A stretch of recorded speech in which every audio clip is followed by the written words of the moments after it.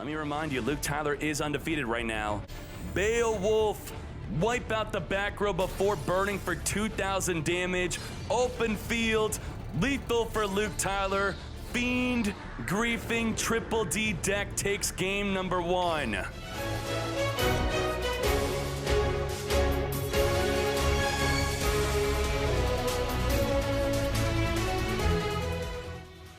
Hello, how's it going? This is the triple D deck that I took into MCS 30. I started off pretty good, winning both my first and second rounds, but ultimately ending on a 4-3 record.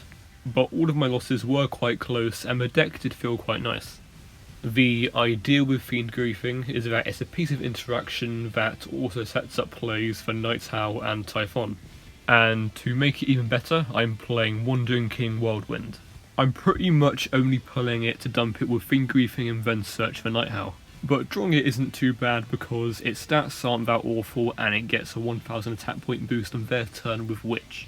And what makes Witch especially good in this build is the skill that I'm playing, which is Draw Sense High Level. If you search or dump a Pendragon first, the next card you pull with Draw Sense High Level will guaranteed be a Typhon. That's why I'm playing 1 Pendragon and 2 Typhon. In almost every other build I would be playing more Pendragon than Typhon.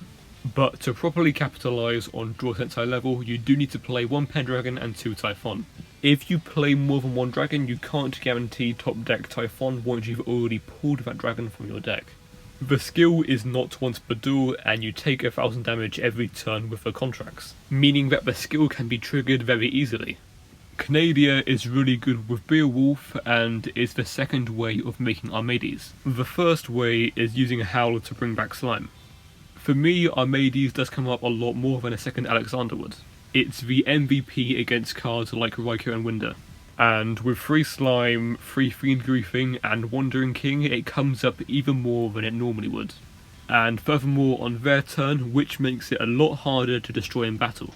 Even with Wandering King, it's not worth to play a level 7 Synchro, because to make it you have to hard draw the unsearchable one-of. And the extra deck is way too compact as it is to make that even worth it. And I would much sooner play a second Alexander here. The Genghis and D-Arc are both mandatory, and the second Beowulf is important for Typhon.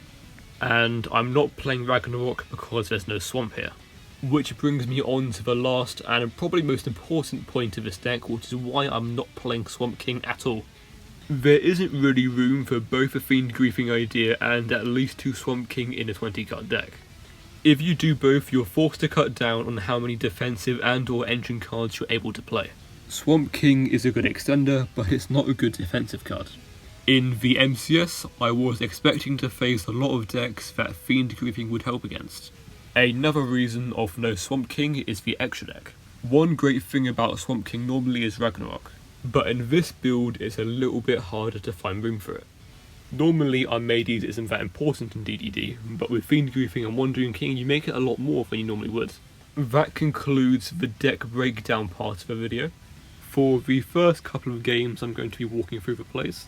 If you want to skip to the gameplay with music, that's on the screen here. So this is my round 1 match of the MCS. It's game 1 against Hero. Hero is a very good deck right now, though you probably won't see it on the ladder much because of Stratos being a selection box card. We're just going to let him do his turn 1 play here. One thing to mention is that I'm playing Keith as my Draw Sense character because it makes people play around Becky sleeves.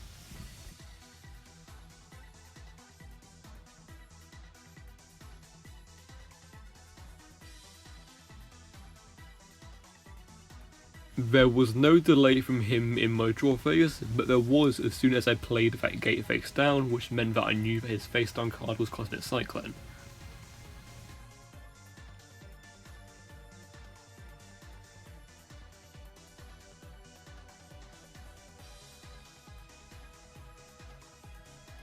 It might seem tempting here to play the Wandering King in attack mode, with which it will rise to 2,700 attack points on its turn. However, playing it face up is a bad move because of Adoration and Trinity. You don't want to have to waste the pop from Witch on that. If you can survive the push next turn, you have draw sense to get you to lethal, or to at least get you to a very good board.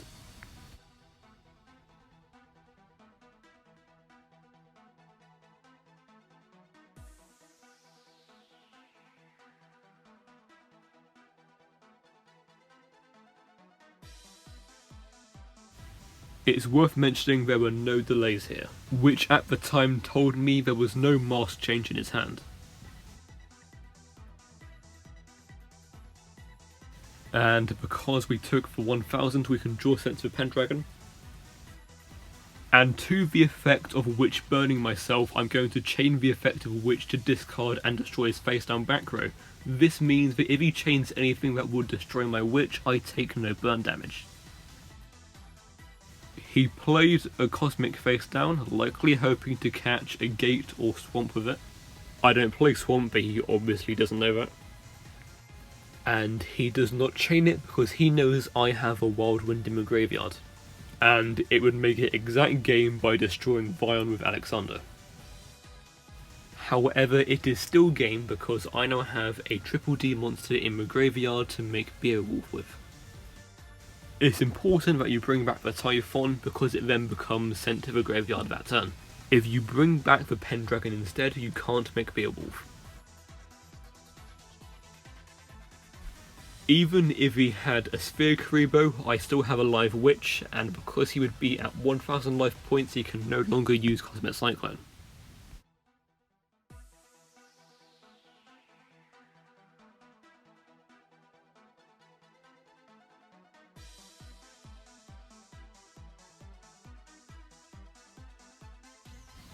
This time I am against Blackwing, which is always immediately evident from the Harpy Hunting Ground field spell skill.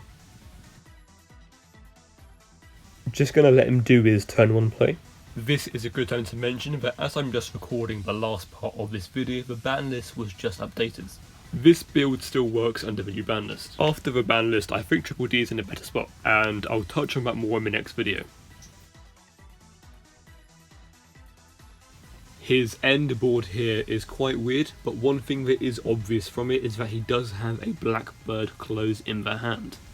Because ending on this field without having close would be quite weird. If we take a look at the text of Blackbird close, it only negates monster effects which activate on the field. Which means to play around it, that is exactly what we have to not do. I'm going to make a Beowulf and destroy the Valkyrie here, because that is the more important one to get rid of. Even though Gale can halve the attack of Beowulf, it can still go up to 2500 underneath Witch.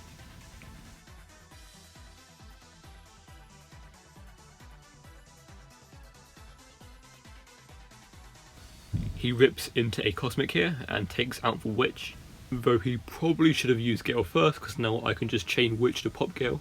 He shows that he has Zephyros already, which makes me even more confused about his turn 1 play. And I send Wandering King in the end phase because its effect can't be used the same turn it's sent. It also means I can't draw it. I have no way of knowing if that last card in his hand was closed, but playing around it was still correct. Though I think if he had closed there, he would have played it face down. He scoops here, but if he didn't, I would have used Typhon to make another Beowulf. That wasn't an attempt at BM by the way, I was just trying to show plays. That ends the games with commentary for today. But I do intend to make a video more focused on the technical play side of Triple D. I hope you found this part useful. You and me, we both live life at full speed, easy to see. When we collide, no one walks away easy. I never thought you'd be the one, I never meant to take your heart, I never felt so hard, I never meant to be the one, I never thought I'd break your heart.